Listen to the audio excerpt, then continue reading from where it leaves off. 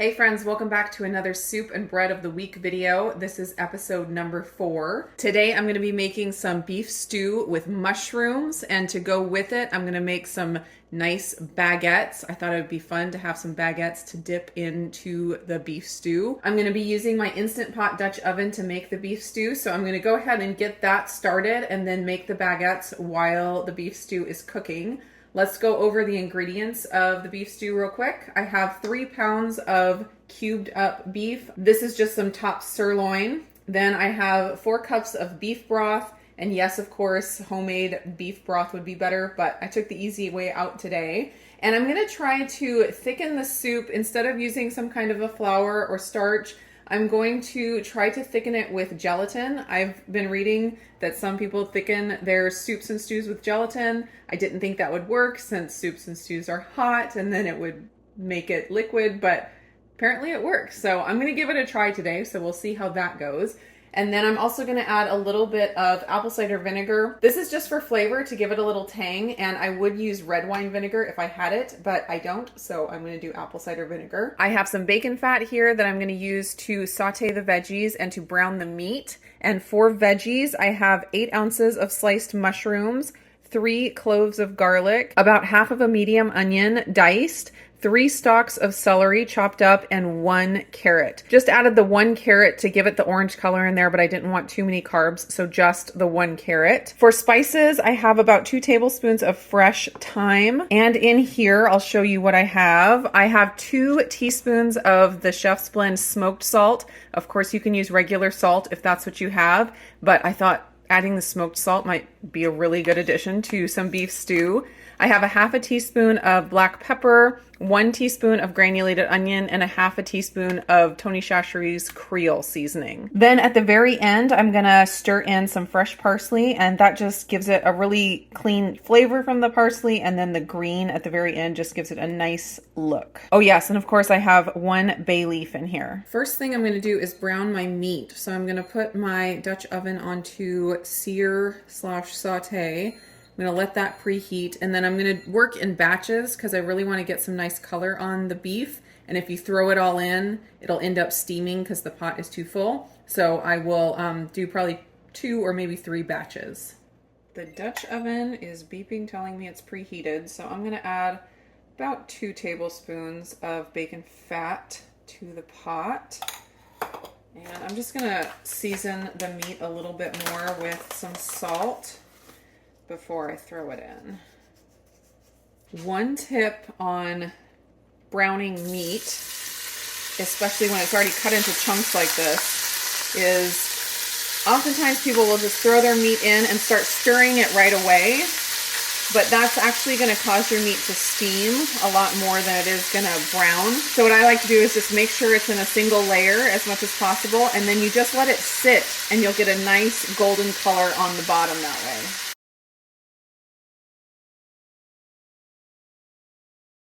It's been about 5 minutes, and that is what you're wanting. Some nice color on there. And now it's time to kind of stir and get the other side.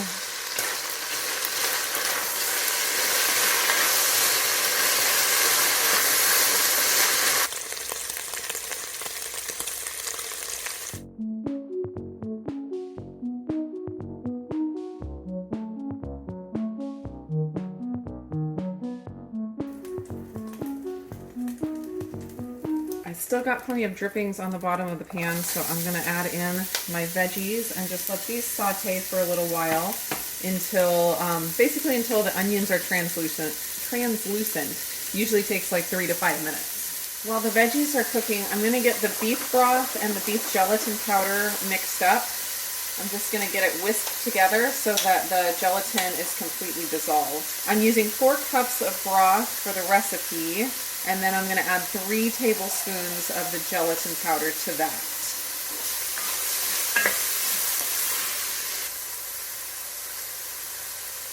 One, 2, and 3.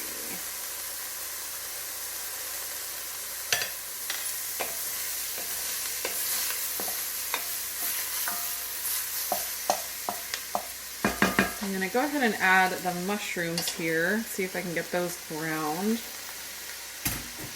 Probably should have pulled the other veggies out and then browned the mushrooms by themselves. The pot is getting pretty full, but we're cutting a couple corners.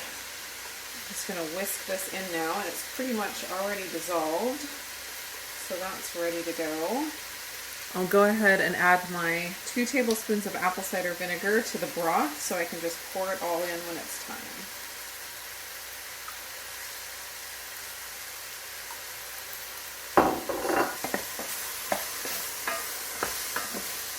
The mushrooms are getting pretty cooked, so I'm going to throw in my thyme, fresh thyme leaves. I have about 2 tablespoons there.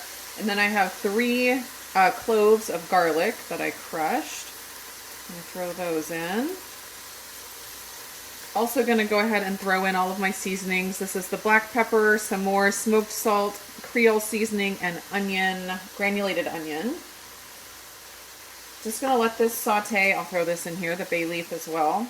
Just going to let this saute up until you can kind of smell the garlic and the herbs that kind of start to get fragrant. Oh, it looks so pretty. I love stew at this point. Before you put the broth in, all the colors with the orange and the green and the fresh herbs and then the smell, it's just incredible. I'm going to add back the beef at this point. And give that a quick stir.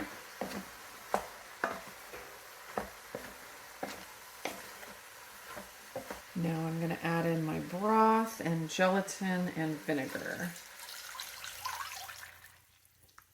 I'm going to bring it up to a boil before I turn down the heat and let it simmer.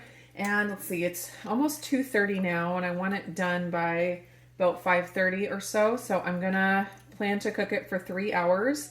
And I cut my meat small enough that that should be plenty of time for the meat to get really, really tender. If I had bigger chunks in there, it probably would take longer, but I was planning for about a 3-hour cook time.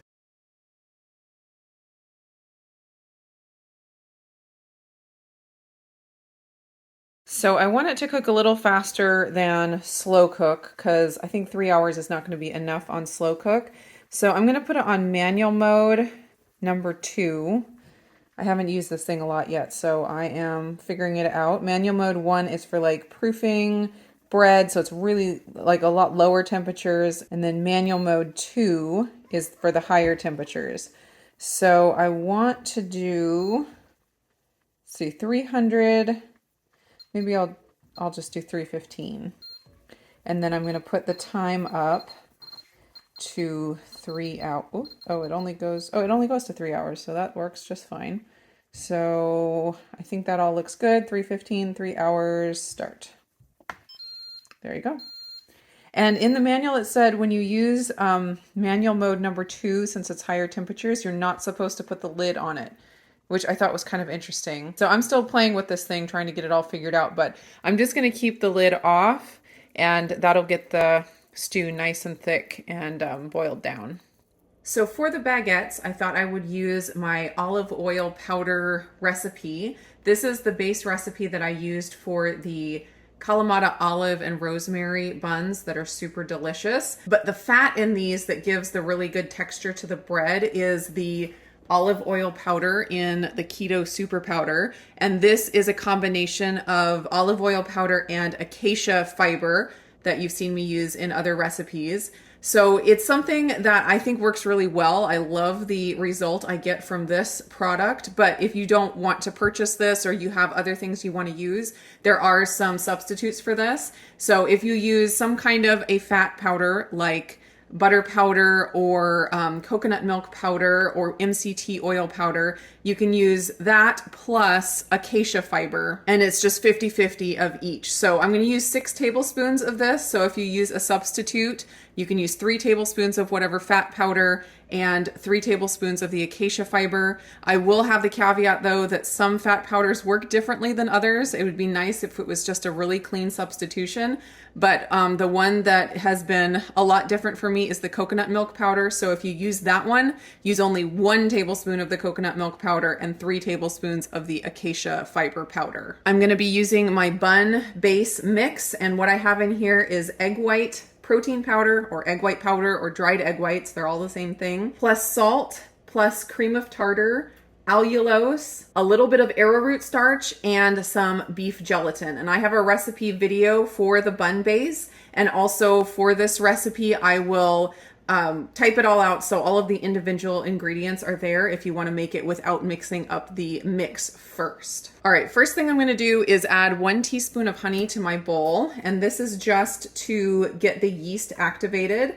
And theoretically, the yeast should eat the honey, so you're not actually consuming the sugar from the honey. And then I'm gonna put in 1 1/4 cups of warm water. It should be just warm. Whoa, that is way too. It should be just warm to the touch and not too scalding. And this water is actually a little too warm, so I'm gonna let it cool for a minute. Actually, I'm gonna put in a little bit of cold water to cool it down. Now I'm going to sprinkle my teaspoon of active dry yeast over my lukewarm honey water. And the yeast and the honey are not for the texture of the bread necessarily, they're just for taste. So you can leave them out if you want to. It's totally optional. I'm going to let this sit for 3 to 5 minutes to just let the yeast bloom and start eating up the honey. While I'm waiting for the yeast to bloom, I'll go ahead and get my oven preheated to 325. Here's a quick view of the simmer I have going on this, which looks really nice. And so if you're doing this on the stove and you don't have this fancy Dutch oven machine, this is kind of what you're looking for as far as what level of simmer you're going for. 1 recipe's worth of bun base is 140 grams. So I'm gonna add that to my yeast mixture. Just gonna get all the powder moistened up a little bit, make sure it's off the sides of the bowl before I start mixing.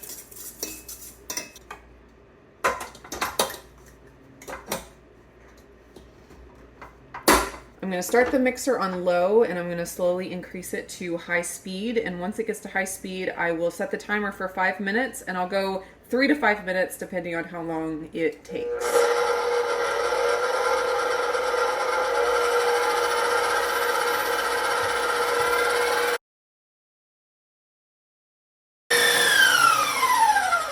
It took about 4 minutes today to get to a good consistency, and I'm gonna go ahead and get my pan ready before I put in the olive oil powder. So this is the pan I'm using. It's a silicone mesh pan. I love these pans so much. Once I started using them, I wanted to get like one in every shape. So this is the Baguette pan. I probably won't have enough batter to fill all 5 of these. Maybe 3 or 4 is what I'm guessing. This recipe has a fair amount of fat in it, so I don't think it'll stick too bad. My oven is preheated. If I don't spray it, but I'm just gonna go ahead and spray it just to be on the safe side. I also kind of like how the spray on the bottom makes the bottom a little bit crunchy. With the texture that the pan gives and the little bit of oil. I think it's pretty good. I'm gonna go ahead and spray 4 of these. Now I'm gonna add 6 tablespoons of the keto super powder, and that is about 36 grams. And I'm just gonna mix this on low until it's incorporated. I'm not gonna whip it at this point.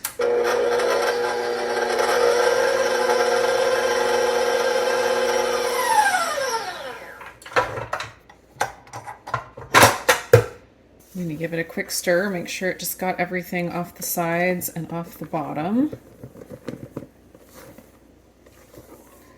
All right, now let's see how many of these we can fill.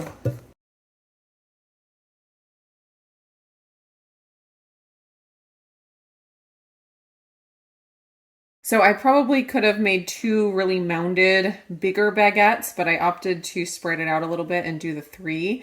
And just for fun, I'm going to try to score these to see if I can get some slices on the top like baguettes have. We'll see if that even does anything.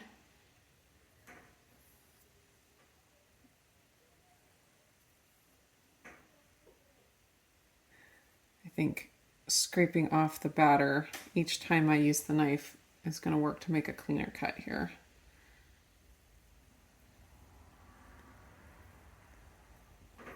Let's see if we can not waste the batter over here. I'm going to do 1 of these with the everything but the bagel seasoning on it. And I'm going to keep 1 plain and do the last one with just sesame seeds. See how that goes.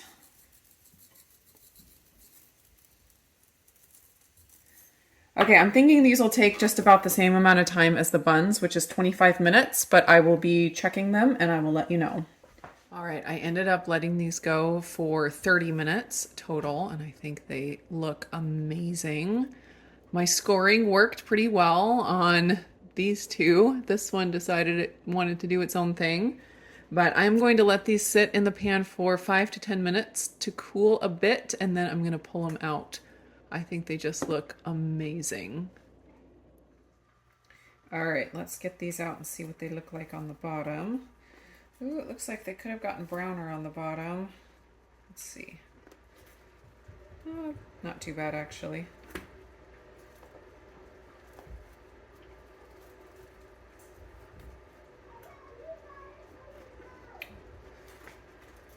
That's what the bottom looks like. It looks super yummy and nice and soft and fluffy.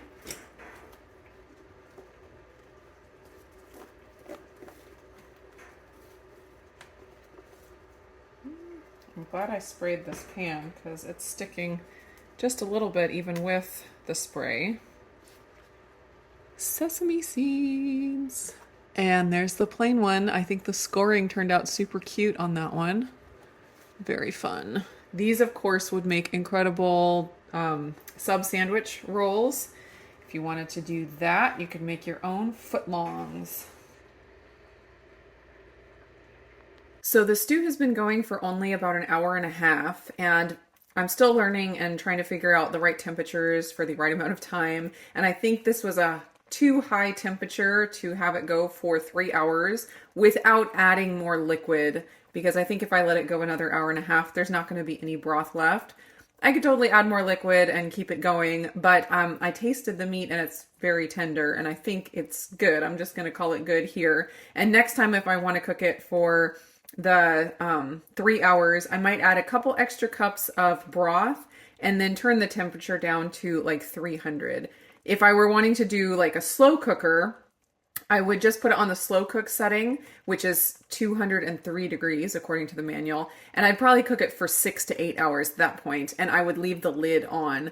I think leaving the lid off, of course, makes it boil down a little bit faster because you're losing a lot of steam. But at 315 for an hour and a half, I think I'm going to call this good. I also want to mention that if you did cook it in an Instant Pot under pressure, like high pressure setting, you could probably do it for maybe 30 minutes.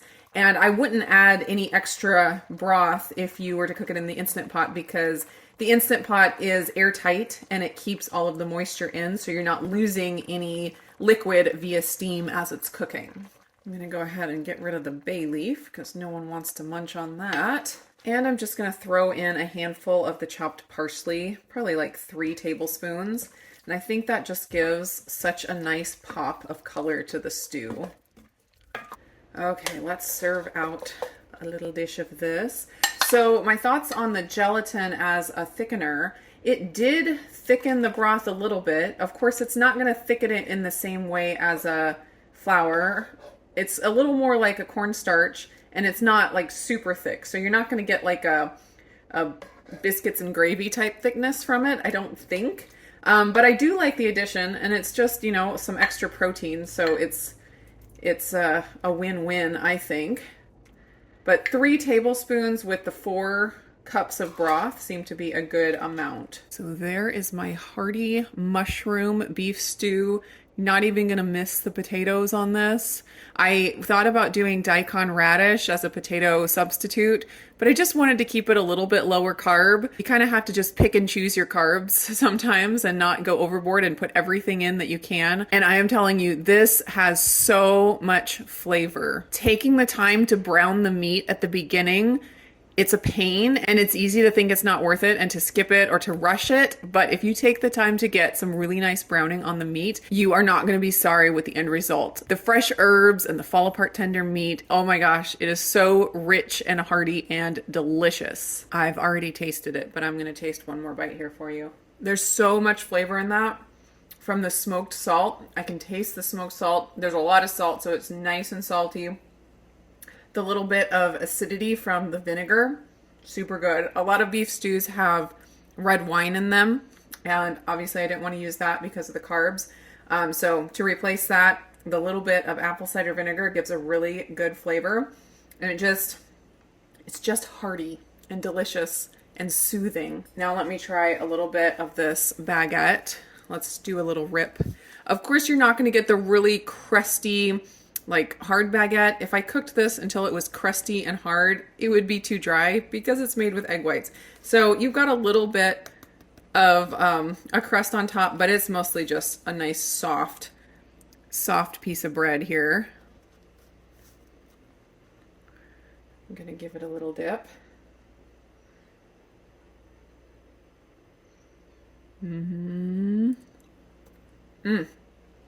Oh, it's so good. Bread and soup is just one of the most beautiful combinations, let me tell you. Something that I didn't think I'd have on low carb again. But this is absolutely glorious. All right, guys, you need to go try these recipes. I will have the links down in the description. I hope you guys enjoyed the video, and I'm going to sit down and eat, and I'll see you again in another video. Renae wanted to taste some of the baguette, the everything but the bagel one. Go ahead. Your fingernails are dirty from playing outside, huh? Mm-hmm. You've been playing outside in the dirt all day. Mm-hmm. It's really good. Okay. I like it. So I would give it like 8 thumbs up. Oh, out of 10? Mm-hmm. That's really good. What do you think of that soup after your bath, Levi?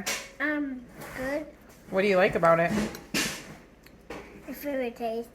It's really tasty. How many thumbs up might you give it? 1. 1? Is that a lot or a little? A little. So you like it a little or a lot? A lot. Should you give it more thumbs because you like it a lot? Yep. How many is a lot of thumbs? Good. 5? Yeah. That sounds good. Good. 10? Yeah. It's getting better and better.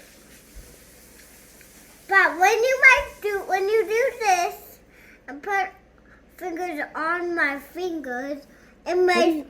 You have soup on your hand. When you do that with your fingers, what? It makes a thing like you made with the soup. Like a pot? Yeah. A pot of soup? Yeah, but soup is falling out. Oh, because your fingers are open. Yeah. Yeah, that would be a bad pot. But now it's closed. Okay. There's 2 lids on it. 2 lids on the soup, and they're your 2 hands? Yeah, but one has no blatching, but other one has blatching. I don't want the other one on bottom doesn't have a blatching because I want to stay flat. Sounds awesome. And this one on the top, bashing on the top. Now it's coming out a tiny bit. Now what? But it's on my hands. But I have it on there. But this is my soup.